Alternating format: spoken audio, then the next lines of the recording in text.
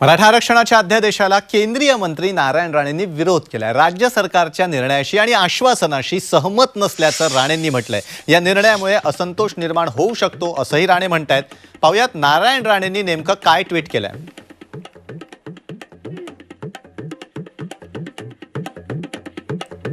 मराठा समाज आरक्षणासंबंधी राज्य सरकारने घेतलेल्या निर्णयाशी आपण सहमत नाही आणि आश्वासनाशी मी सहमत नाही।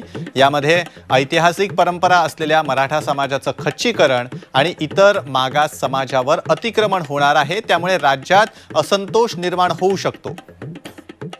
उद्या मी यावर पत्रकार परिषद घेऊन सविस्तर बोलेन।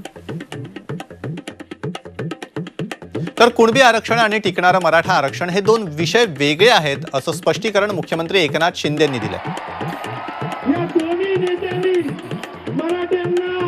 पारंपरिक मराठा आरक्षण जे आहे कुणबी नोंदी हा जो जे नोटिफिकेशन जे आहे कुणबी नोंदी ज्यांच्याकडे जुन्या आहेत त्यांच्यासाठी तो कालचा निर्णय आहे। ब्लड रिलेशनमधल्या वंशावळीतल्या लोकांसाठी आहे।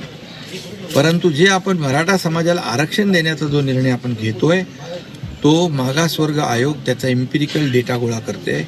मागासवर्ग आयोग अहवाल तयार करेल, अहवाल सरकारला देईल आणि त्या अहवालावर सरकार एक विशेष अधिवेशन घेऊन मराठा समाजाला टिकणारं, कायद्याच्या चौकटीत बसणारं, रद्द न होणारं आरक्षण देणार, अशा प्रकारची सरकारची भूमिका आहे।